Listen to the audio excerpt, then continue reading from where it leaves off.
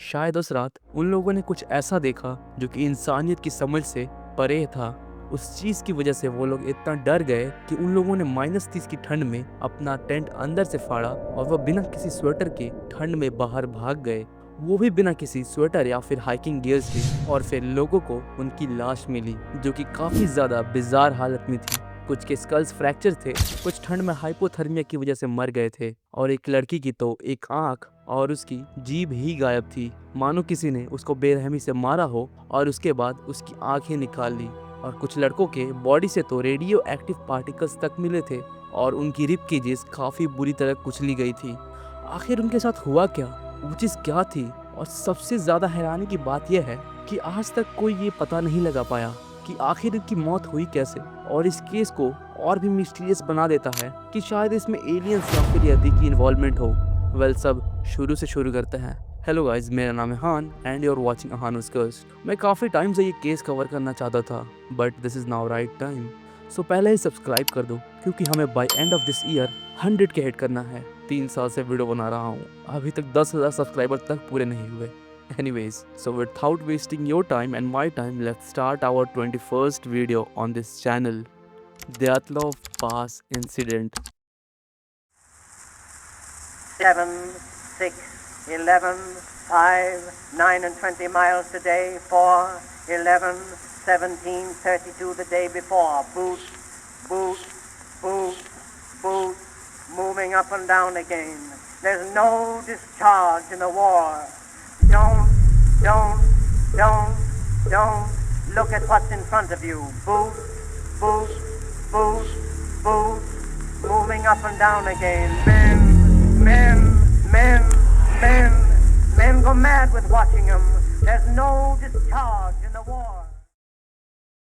In 1959, Russia के कुछ skilled hikers decide करते हैं कि वो अटॉर्टन माउंटेन को ट्रैक करेंगे। ये ट्रैक इन लोगों के लिए और भी इम्पोर्टेंट था क्योंकि अगर ये लोग इस ट्रैक को कंप्लीट कर लेते तो इन्हें 3rd ग्रेड सर्टिफिकेशन मिल जाती, और 1959 में 3rd ग्रेड सबसे हाईएस्ट सर्टिफिकेशन मानी जाती थी इन सोवियत यूनियन। ये ट्रैक काफ़ी ज़्यादा मुश्किल होने वाला था क्योंकि ये लोग जनवरी के टाइम ये एक्सपेडिशन करने वाले थे, जिस टाइम पे वहाँ पीक ठंड पड़ती है, टेम्परेचर -30 तक पहुँच जाता है और स्नोफॉल की वजह से विजिबिलिटी 0 हो जाती है, और बर्फ में चल पाना तो और भी मुश्किल हो जाता है। उस एक्सपेडिशन ग्रुप में टोटल 10 लोग थे जो कि highly skilled and professional hikers थे। 23 साल का इगोर द्यातलोव जो कि उस ग्रुप को लीड कर रहा था, 22 साल की जिनाइडा कोलोमग्रोवा, 20 साल की ल्यूदमिला दुबिनीना, 21 साल का यूरी दोरोशेंको, 23 साल का यूरी क्रिवोनिशेंको, 23 साल का रुस्तम सोलोबोदिन, 24 साल का अलेक्जेंड्रा, 23 साल का निकोलाई थिबेओक्स, 38 साल का सैम्यून जोलोतेरेव और 21 साल का यूरी यूदीन। ऑन 27 जनवरी ये ग्रुप अपनी ट्रैक को स्टार्ट करता है यूरल माउंटेन्स की तरफ। इनका ऑब्जेक्टिव सिंपल था, इन्हें यूरल माउंटेन्स को ट्रैक करते हुए नॉर्थ से होते हुए माउंट अटॉर्टन तक पहुंचना था 12 फरवरी से पहले, और वहां से वापस आके इन्हें अपने इंस्टीट्यूशन को एक टेलीग्राम भेजना था कि इन लोगों ने ये ट्रैक कंप्लीट कर लिया है। इस ट्रैक को लेकर सब मेंबर्स बहुत ही एक्साइटेड थे, बट इन्हें क्या पता था ये ट्रैक उनकी जिंदगी का आखिरी ट्रैक होगा। वो लोग अपने डेली रूटीन को डायरी में डॉक्यूमेंट कर रहे थे, जिनमें वो वेदर कंडीशन, कैंप डिटेल्स और ग्रुप के एक्साइटमेंट को लिखते, और उनके पास कई सारे कैमरास भी थे जिससे वो अपने ट्रैक के मोमेंट्स को कैप्चर कर रहे थे। बट ऑन 28 जनवरी उनके ग्रुप का एक मेंबर यूरी यूदीन बीमार पड़ जाता है, जिसकी वजह से उसे वापस मुड़ना पड़ता है। एक आखिरी बार ये एक ग्रुप फोटो लेते हैं जिसमें ग्रुप के 10 मेंबर्स एक साथ होते हैं, जिसके बाद यूरी वापस ह्यूमन सिविलाइजेशन की तरफ बढ़ जाता है। 29 January to 30 January according to their diary, अब ये लोग ह्यूमन सिविलाइजेशन से पूरी तरह से कट ऑफ हो चुके थे। स्नो की वजह से इनका बर्फ में चल पाना बहुत ही मुश्किल होता जा रहा था। वो लोग उस दिन कई सारी फोटोज लेते हैं अपने कैंप की, कुकिंग पिक्चर्स, रेस्टिंग पिक्चर्स। वो लोग थोड़े थके हुए तो थे मगर एक्साइटमेंट की कोई कमी नहीं थी। 31 जनवरी वो लोग अब और भी आगे आ चुके थे। उस ग्रुप का लीडर द्यातलोव डिसाइड करता है कि जब वो अपने डेस्टिनेशन पे पहुंच जाएंगे तो वहां से वापस आने के लिए सप्लाई को स्ट्रेटेजिकली प्लान करेगा।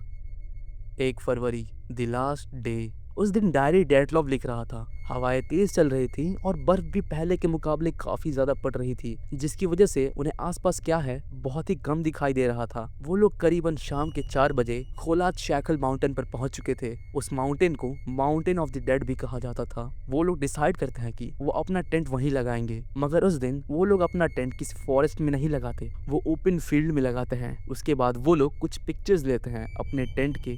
उसके बाद से उस डायरी में आगे कुछ नहीं लिखा होता, क्योंकि उस रात उनके साथ जो होता है वो शायद किसी और के साथ कभी नहीं हुआ। अकॉर्डिंग टू फॉरेंसिक रिसर्च, वो लोग आधी रात में अपना टेंट अंदर से फाड़ते हैं और बिना स्वेटर्स के या फिर शूज के टेंट से बाहर भाग जाते हैं, मानो उन लोगों ने कुछ बहुत ही भयानक देख लिया हो। वो अपने सारे गियर्स, फूड सप्लाईज सब कुछ छोड़ के जंगल में भाग जाते हैं और फिर काफी दिन बीत जाता है। इन्हें ट्रैक कंप्लीट करके 12 तारीख तक इन्हें टेलीग्राम भेजना था कि इन्होंने ट्रैक कंप्लीट कर लिया है, बट इनका कोई टेलीग्राम नहीं आता। शुरुआत में तो इनकी फैमिलीज और इंस्टीट्यूशन को लगता है कि इन लोगों ने शायद अभी तक ट्रैक कंप्लीट नहीं किया होगा, क्योंकि ऐसा डिले कई बार हुआ था और ये नॉर्मल था। मगर जब 19 फरवरी तक उनका कोई मैसेज नहीं आता तो इनकी फैमिलीज और इंस्टीट्यूशन वाले इनकी मिसिंग रिपोर्ट फाइल करते हैं और कई सारी रिसर्च टीम इनके इन्वेस्टिगेशन के लिए भेजी जाती है और 26 फरवरी तक इन्वेस्टिगेशन टीम को इनका टेंट भी मिल जाता है। इन्वेस्टिगेटर्स को ये देख के काफी ज्यादा हैरानी थी कि उन लोगों ने टेंट को अंदर से फाड़ा था और उनके सारे कपड़े और फूड सप्लाईज टेंट में ही थे। इसके बाद से इसमें मिलिट्री भी शामिल हो गई थी, पर अभी तक उन्हें इन हाइकर्स का कोई नामो निशान नहीं मिला था।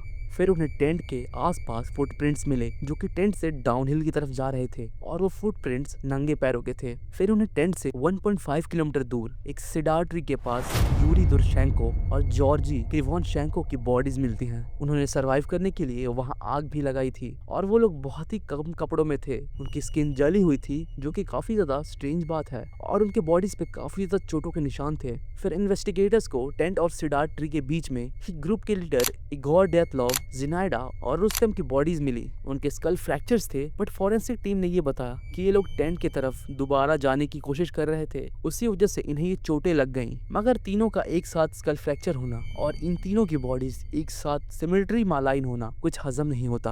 अब तक 5 बॉडीज रिकवर हो चुकी थी, मगर 4 स्टिल मिसिंग थी। बहुत टाइम के बाद 4 मई 1959 को ल्यूदमिला, सैम्योन, अलेक्जेंड्रा और निकोलाई की बॉडीज मिलती हैं। उन सभी की पसलियां बहुत बुरी तरीके से टूटी हुई थी और उनका स्कल भी बुरी तरह से फ्रैक्चर था। और सबसे ज्यादा डिस्टर्बिंग चीज ये थी कि ल्यूदमिला की एक आंख और उसका टंग मिसिंग था। जब वो लोग टेंट से भाग रहे थे तब इग्योर दयातलव ने कैमरा से एक फोटो ली, मगर वो फोटो ठीक से क्लिक नहीं हो पाई। हम बस फोटो में एक लाइट को चमकता हुआ देख सकते हैं। आखिर को इस सिचुएशन में एक लाइट की फोटो क्यों लेगा? कई सारे इंटरनेट फोरम से पढ़ने के बाद मुझे मालूम पड़ा कि उस माउंटेन पे बहुत अजीब चीजें देखी गई थी। कुछ लोगों का कहना था कि वो उस एंटिटी की फोटो है जिससे ये लोग डर के भागे थे, और कई रूमर्स ये भी थे कि शायद ये कोई यूएफओ होगा। बट इन्वेस्टिगेटर्स का कहना था कि ये उनके टेंट की लाइट थी। मगर यहाँ पे फिर वही सवाल आ जाता है, कोई इस सिचुएशन में फोटो क्यों लेगा? आगे जाके रिपोर्ट में इनके टेंट से भागने का कारण एवलांच बताया गया, बट उस जगह पे बहुत टाइम से कोई एवलांच नहीं आया था, और अगर एवलांच आया भी होता तो इनका टेंट स्नो के नीचे होना चाहिए था, मगर वो तो साफ साफ बर्फ के ऊपर था। लोगों को लगने लगा था कि जरूर ये लोग कुछ ना कुछ तो छुपा रहे हैं, जिससे लोग रूमर्स उठाने लगे कि ये कोई मिलिट्री टेस्टिंग होगा या फिर यति अटैक, और कुछ तो इसे पैरानॉर्मल ही बता रहे थे। क्योंकि और भी दूसरे हाइकर्स का कहना था कि उन लोगों ने भी कई बार रात को आसमान में ऑरेंज ग्लोइंग ऑब्स को देखा है, और कई टाइम से वहां पे मिलिट्री साइटिंग्स भी हो रही थी, जिससे लोगों का शक बढ़ रहा था कि कुछ तो ऑफ है इस केस में। पर आगे रिपोर्ट में ये पब्लिश किया गया कि ये महज एक अफवाह है और उन हाइकर्स की मौत मिस इन्फॉर्मेशन और ठंड में हाइपोथर्मिया की वजह से हुई थी, और जिस लड़की की आंखें और जबान गायब थी वो शायद किसी जानवर ने खा ली होंगी, यहाँ शायद कहा गया था। वो लोग भी श्योर नहीं थे। उस रात को क्या हुआ ये आज भी एक मिस्ट्री है, जो कि गवर्नमेंट इस चीज को एक मिस्ट्री ही रखना चाहती है, शायद क्योंकि उन लोगों ने इसके ऊपर ज्यादा इन्वेस्टिगेशन ही नहीं की, इसी तरह रिपोर्ट पब्लिश कर दी। जो भी हो, बट आई डोंट बिलीव कि ये नेचुरल डेथ थी, गॉड नोस। और इन लोगों ने उन हाइकर्स की पसलियां और स्कल कैसे डैमेज हुए इसके बारे में कोई रिपोर्ट पब्लिश नहीं की। For dead hikers rest in peace. जहां उनका टेंट था उसी के आसपास इन हाइकर्स का मेमोरियल बना दिया गया, और आज भी कई सारे हाइकर्स वहां जाते हैं एज अ ट्रेडिशन। आज भी यूरल माउंटेन की खामोशी में एक छोटा सा मेमोरियल खड़ा है, जहाँ 9 जिंदगियाँ ख़त्म हुई और एक ऐसी कहानी शुरू हुई जो आज तक राज है। Well that was it for today guys. ये कुछ नया था मेरे चैनल में। मोस्टली मैं ऐसे टॉपिक्स कवर नहीं करता, बट ये एक एक्सपेरिमेंट था चैनल पे। मैं देखना चाहता हूँ कि तुम लोग और क्या क्या देखना पसंद करते हो। So make sure to like and subscribe and do comments on this video. और नेक्स्ट टॉपिक कमेंट करो, मैं जल्द ही वीडियो लाऊंगा। सो तब तक के लिए सावधान रहो, सतर्क रहो। बाय।